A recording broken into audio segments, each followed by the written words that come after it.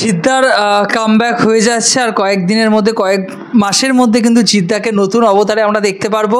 কারণ দেবদার রঘু ডাকাত অলরেডি কিন্তু টিজার লেভেলে দর্শকদের মধ্যে প্রভাব ফেলতে শুরু করেছে। তো জিদ্দার কেউ বলে বিপ্লবী, কেউ বলে ডাকাত, এই যে ছবিটা, এর নামটা নিয়ে কিন্তু অনেকের মধ্যে একটা দ্বন্দ্ব তখন তৈরি হয়েছিল, বিশেষ করে পথিকৃৎ বসুর ছবি। পথিকৃৎ বসু এর আগে বড় বড় স্টারকাস্টদের নিয়ে ছবি তৈরি করেছেন, কিন্তু কোনোটাই বক্স অফিসে সফলতা পায়নি আর কি।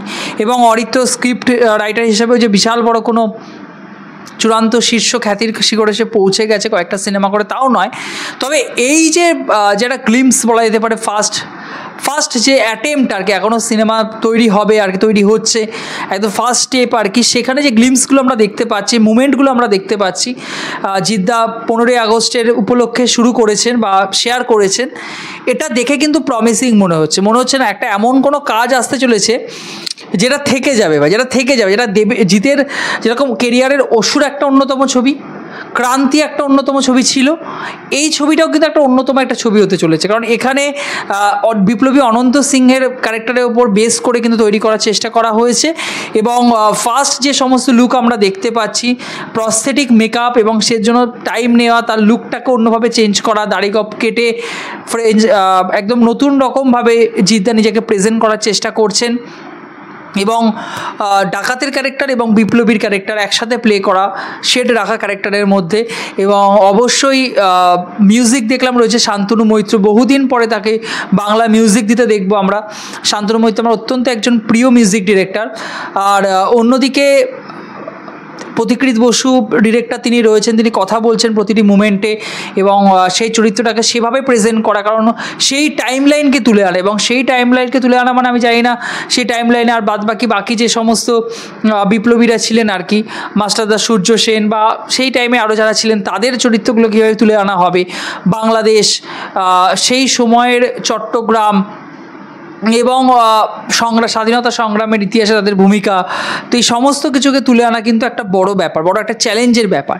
এবং বারবার করে আমরা দেখেছি যে একটা বাজেট কিন্তু বাংলা সিনেমার ক্ষেত্রে বারবার করে আটকে যায়, যে খুব বড় ছবি, বড় স্টারকাস্ট রাখা হয়েছে, প্রোডাকশন ভ্যালু রয়েছে, কিন্তু কোথাও গিয়ে ভিএফএক্সের কাজে হয়তো গিয়ে খামতি দেখা যায়, বা টাকা খরচ করার সময় দেখা যায় যে কোথাও গিয়ে হয়তো খামতি দেখা যাচ্ছে।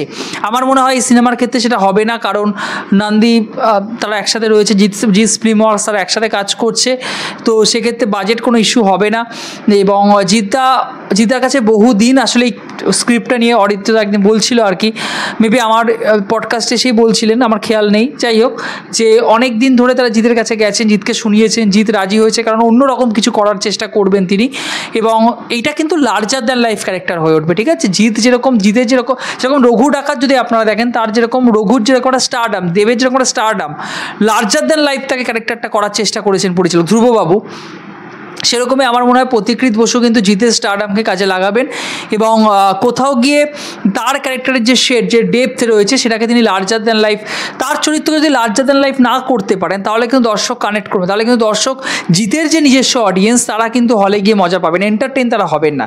ফলত তার ক্যারেক্টারটাকে কিন্তু লার্জার দ্যান লাইফ করার প্রয়োজন রয়েছে। যাই হোক, ফার্স্ট গ্লিম্পস হিসাবে আমার কিন্তু মুমেন্ট হিসাবে যদি বলেন, তাহলে কিন্তু আমার দারুণ লেগেছে দেখতে জিদ্দার মুমেন্ট। জিদ্দার লাস্ট কাজ তো অবভিয়াসলি ভালো ছিল, যে ওয়েব সিরিজ আমরা দেখতে পেয়েছিলাম ভালো ছিল, তো খাকি দ্য বেঙ্গল চ্যাপ্টার। এবং আমরা বিশ্বাসী যে এই যে সিনেমাটা আসছে, পথিকৃৎ বসুর সিনেমাটা আসছে, এটা পথিকৃৎ বসুর career one of the best কাজ হবে, ব্লকবাস্টার, এবং জিদ্দাও কামব্যাক করবে। জিদ্দার বুমেরাং কিন্তু ভালো কাজ ছিল, কিন্তু সেই অনুযায়ী দর্শক হলে দেখতে যাননি, আরেকটু বাজেট, আরেকটু বক্স অফিসে কালেকশন করা উচিত ছিল ছবিটা।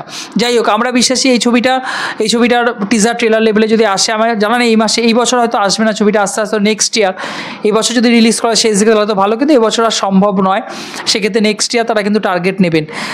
আপনাদের কেমন লেগেছে জিদ্দার কেউ বলে বিপ্লবী, কেউ বলে ডাকাত ছবির জন্য আপনারা কতটা এক্সাইটেড হয়ে রয়েছেন অবশ্যই কমেন্ট বক্সে জানাতে ভুলবেন না। ভিডিওটি ভালো লাগলে ইনফরমেটিভ ভিডিও পেতে চ্যানেলটি সাবস্ক্রাইব করে পাশে থাকতে হবে বন্ধুরা। জয়।